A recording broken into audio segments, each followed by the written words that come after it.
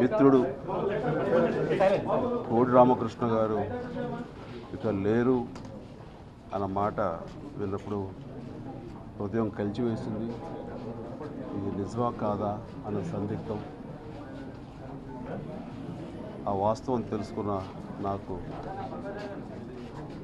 చాలా దిగ్భ్రాంతికి లోనయ్యాను. మా ఇద్దరి పరిచయం ఈనాటిది కాదు. 1981 నుంచి, అంటే దాదాపుగా 38 సంవత్సరాల నుంచి మా పరిచయం.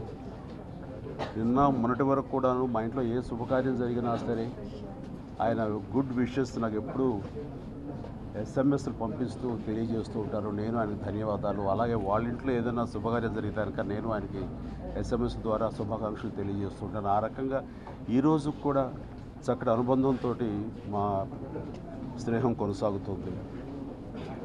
ఆయన మొదటి సినిమా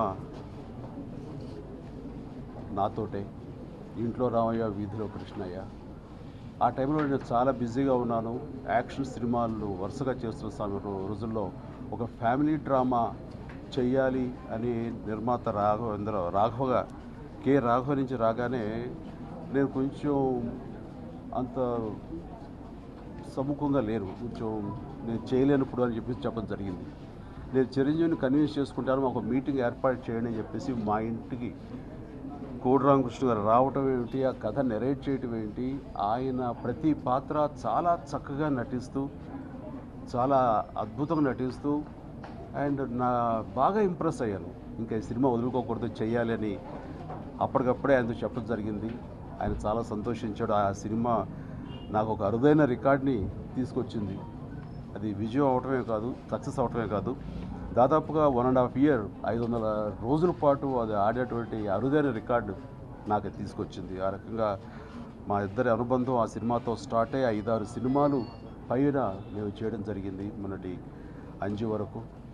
అండ్ ఒక్కొక్క సినిమా ఒక్కొక్క వైవిధ్యంగా ఉండేది.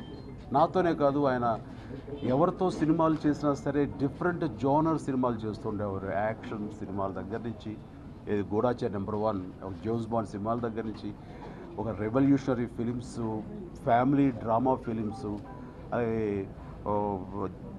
ఒక గ్రాఫిక్స్ ఫిలిమ్స్, అలాగే దేవుడికి సంబంధించినటువంటి దైవానికి సంబంధించిన సినిమాలు, ఇట్లా 1-2 రకరకాల సినిమాలతోటి చేసి వావ్ అనిపించి, దాసరి నారాయణరావు గారి తర్వాత అంతటి అరుదైన రికార్డు అన్ని సినిమాలు డైరెక్ట్ చేసే మళ్ళీ అంతటి గొప్ప ఘనత ఎవరికి ఉంటుంది అని అనుకుంటే, ఆయనకి దరిదాపుల్లో నేను ఉన్నాను అంటూ రామకృష్ణ గారు 125 సినిమాలు పైబడి చేసి, వెరైటీ సినిమాలు చేసి ఆయన తన సత్తాను చాటుకుని దాసరి గారు గర్వించే శిష్యుల్లో ఒకరిగా ఉండటం అన్నది అదొక గొప్ప ఘనత. ఆయనకి ఎప్పుడు పని తలకి ఆ రుమాలు కట్టిన దగ్గర, ఆ తుండు కట్టిన దగ్గర నుంచి అది తీసేంత వరకు పని తప్ప వేరే ధ్యాస ఉండదు.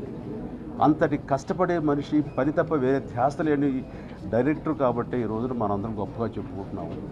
అండ్ నేను హిందీలో డెబ్యూ ఫిలిం చేయాలి, హిందీలో ప్రవేశించాలి అని అనుకున్నప్పుడు నాకు ఏదైనా సినిమా తెలుగు నుంచి రీమేక్ చేస్తే బాగుంటుంది హిందీలో అని అనుకున్నాను. అలాంటి సమయంలో నాకు తోచిన సినిమా కోడి రామకృష్ణ గారి దర్శకత్వంలో వచ్చినటువంటి అంకుశం నాకు చాలా ఇష్టమైన cinema. Very powerful story and చాలా ఇంట్రెస్టింగ్ కథనంతో కాంటెంపరీ ఫిలిం అది.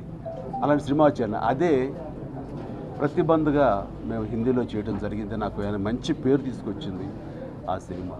అట్లాగా కోడి రామకృష్ణ గారితో నాకు ప్రతి సినిమా ఒక నైస్ ఎక్స్పీరియన్స్. అలాగే ఆయన పర్సనల్గా కూడా నాతో షేర్ చేసుకునేవారు. ఆయన ఫస్ట్ ఇంకా పెళ్లి కాని యువకుడుగా ఉన్నప్పుడు ఆయన ఫస్ట్ లవ్ స్టోరీ ఎలాగా అంటూ మీ సలహాలు కావాలి, మీ సంప్రదింపులు కావాలి, మీ సపోర్ట్ కావాలంటూ తన లవ్ స్టోరీ నాకు చెప్పేవారు. పద్మ గారిని లవ్ చేస్తున్నప్పుడు ఆలయ శిఖరం. సో తిరుపతిలో ఆ రకంగా పర్సనల్గా తనకున్నటువంటి భావాలు కూడా నాతో ఆయన షేర్ చేసుకుని అంతా ఓన్గా నన్ను హృదయానికి దగ్గరగా తీసుకున్న వ్యక్తి కోడి రామకృష్ణ గారు. అండ్ కోడి రామకృష్ణ గారు ఎక్కడ ఏ ఫంక్షన్లు ఈ మధ్యకాలం చూసినా సరే తన కొంచెం నడకది సరిగ్గా లేకుండా ఉన్న పరిస్థితిలో కూడాను ఆ మనోధైర్యం కానీ, ఆ కాన్ఫిడెన్స్ కానీ ఏమీ సడలేదు. ఎప్పుడు ఆయన ఉండే ఊతపదం సంపేద్దాం గురువు గారు అని. ఆ మాట అన్నప్పుడు చాలా బాధ అనిపిస్తుంది. అండ్ ఇంతటి ఆత్మీయులు, నాకు మనసుకు అతి దగ్గరైన వ్యక్తి కోటి రామకృష్ణ ఇక మనకి లేరు అనే వాస్తవాన్ని జీర్ణించుకుంటూ ఆయన ఆత్మకు శాంతి చేకూరాలని ఆ భగవంతుని ప్రార్థిస్తూ ఆయన కుటుంబ సభ్యులకు నా ప్రగాఢ సానుభూతిని తెలియజేస్తున్నాను.